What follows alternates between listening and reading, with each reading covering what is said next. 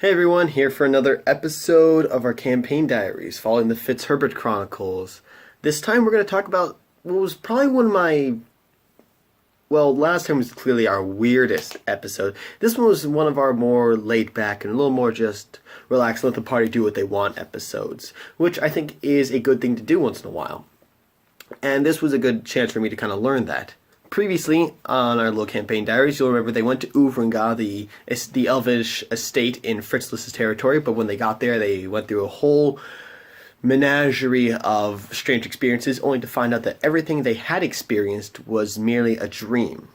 So, when we returned to our heroes, they were now back at they were still at Oovrengah, now out of the dream, and now they got the opportunity to actually explore the estate. And so what I did is, I had drawn out maps, and I laid it out on the table because, for the most part, the entire place was open to them. I was like, okay, here's this place, and as you walk around, you'll come to see it, so go ahead and check it out. And so that was basically what they did. We basically spent about, it was a shorter session, it was about 2.5 hours or so, and they just said, alright, I'm going to go upstairs, I'm going to roll, what do I see, let me check out these cool things, roll me perception, roll me investigation. They found different things, they kind of raided the place, if you will. It was pretty straightforward, and of course it's an estate, so, there's a library, there was they raided the kitchens at one point, all that sort of stuff, and, however, it wasn't all just, walking around. I did have stuff for them, and I will say the point of this place was kind of supposed to give the team kind of a base of operations. Prior to this, they'd been kind of living in the castle at Oovrengah, but I wanted to give them kind of their own little fort, their own little place to call their own. So that was the point of Oovrengah. And at first, I won't say it was forcing upon them, but they weren't too attached to this place, and so it never really stuck until actually later here. Again, filming this about almost a year later. It was actually only until I was recently talking to my players that at one point they're like, hey, yeah, we want to go back to this place. We thought it was really cool. We just, you're just kind of caught up in everything. We'd like to go back, kind of use it more. And I was like, and that was really nice. And I think it's always kind of cool as a player to have that place that is your own. Sure, you have someone you work for, or you might have, familiar places, but it's cool to have your own kind of actual base, your own castle, your own fort, your own trading post, whatever it may be. And that's what Oovrengah was supposed to be for them. So while they were exploring, they did find some things. They, for instance, found the armory, and there I had, it was mostly supposed to be decorative kind of weapons and such. I mean, this was an elvish family, and they were supposed to be a kind of an elvish wizard-based family, so most of them are trained in magic. So the weapons they had were not very great. They were mostly kind of, ceremonial stuff, if you will. So, for instance, there was they came into the armory, and there was some shields lining the wall, and there was this glass rapier, which Hazel took, and she has yet to use, but she's gonna be a bit of a surprise when she uses that, because it's glass. Even if, it's not, yes, it's enchanted, but it's not meant to be used for weapons. Mostly, of course, I said ceremonial, so I'm excited to see her actually use that, because then I get to kind of, break her heart just a little bit. I can be kind of cruel at times. And so they continued to explore it, and one of the things that was stuck with them was that if you look in the maps, which I will attach to this when I'll scan my maps and I'll, put them in the links, you'll notice that there was this, it was basically this giant column. Yeah, there were appendages, but the center of the estate was kind of this column, and inside it was a stairwell, and there was the main stairs that wrapped around the outside, the outside of the column, but there was a staircase on the inside. Now this came from a song, a couple lines from a song that's go, I'd build one great staircase just going up, and one even longer going down, and one going nowhere just for show. If you've ever seen Fiddler on the Roof, you'll get the reference. But so that was just it. As I was designing this place, actually, that came through my head, and I thought, oh, that'd be so cool. And so it was kind of funny as the characters, they came into the central column, they see, the staircases wrapping around the outside, but they'd see this one on the inside, and they're like, hey, I want to, are there any, walkways leading to? I was like, no, it's kind of just, almost suspended into the center, and it just goes straight into the roof and straight into the bottom of the floor. And that's the thing. It's like it's this giant like shaft, this open shaft is the thing, and so it's completely suspended in the center. And they're like, on one guy's like, okay, it's about how far? I'm like, oh, it's about 15 feet. He's like, okay, I can jump that far. With the jump spell, I can jump that far. So he jumps. It was like you jump, and you kind of almost smash into like this barrier surrounding, and you fall down.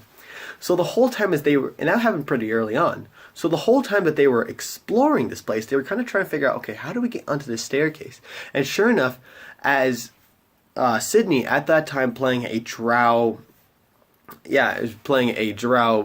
cleric, she also has a thing. One of her quirks as a character is she loves reading. So when they found the library, she just goes and ravages the library. At one point, she pulled the book, and there's the cliche: you pull the book, and normally it's like the bookshelf opens. In this case, I had walkways extend from the sides of the column into the stairwell in the center.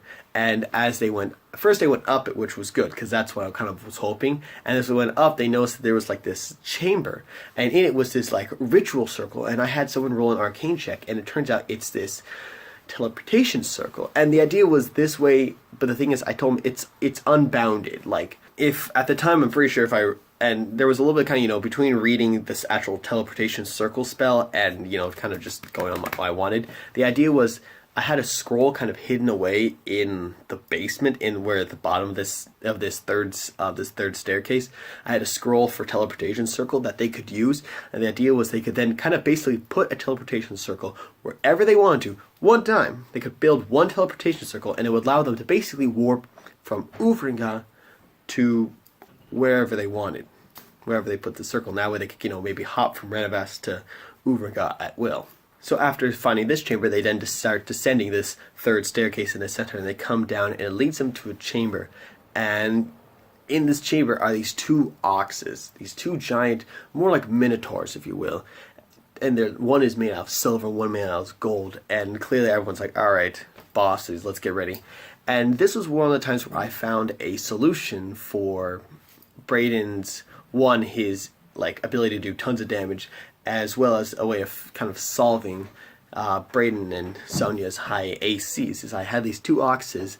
One was kind of a magic based, another one was physical based. And I was going to have, the gold one was the physical base. He had a high AC and he had a high ability to do, he had a kind of, a battle axe, and so he was going to do a ton of damage. Meanwhile, the silver one was all magic based, and so it had a fairly low AC, but it had high, wisdom, intelligence, and charisma stats, so therefore it would be able to, resist spells, spell save DCs kind of thing. And I clearly had, the gold one that charged Brayden, so that way Brayden would be baited into attacking and getting into this fight that was going to be difficult for him, and sure enough, that's what happened. Meanwhile, everyone else kind of gained up on this one, since most of the party was also some sort of spellcaster to an extent. They all kind of had some difficulty fighting this one. It wasn't as impossible, but they had some difficulty. But they, you put 5 players against one creature, you put one character against another creature, chances are the 5 against the one is going to die first. So then they all gained up on the gold one and killed that pretty quickly, and it was mostly just to have a little bit, put some action. That way this wasn't just all kind of almost dull session. But they kill it, and one of the walls in the chamber opens up, revealing kind of this vault. And they enter the vault, and here I had another bunch of magic items. I had previously gotten complaints from the players that they wanted more magic items, because there was Cold Cleaver and there was the axe, and it was like, well, we got no more magic items. I was like, guys, you have all these magic items I gave to you in the Reserve of Secrets, and they're like, well, we want more.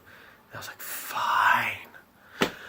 So this was where I had a bunch more, and it made sense, this being a elvish wizard family, they're naturally going to have more magic items. And so there were a number of items. They had there was a feather that basically gave a character unlimited carrying strength, carrying capacity. I don't know, I personally didn't use carrying capacity, but I was thinking about giving it to them, and I wanted them to have this just in case. That way they could carry a ton of gear with them. Again, they've never really used it. They gave it to Brayden, that's about the end of it. They never talked about ever again. There was a Cloak of Midnight, which gave you an advantage to stealth checks if you were in moonlight, and this was meant for Sneaky, for Nathan the human rogue, since at this time he was still playing with us officially, although he had not been to a number of sessions. So that was meant for him, and again, I don't think he ever really got it. I don't think he ever even used it.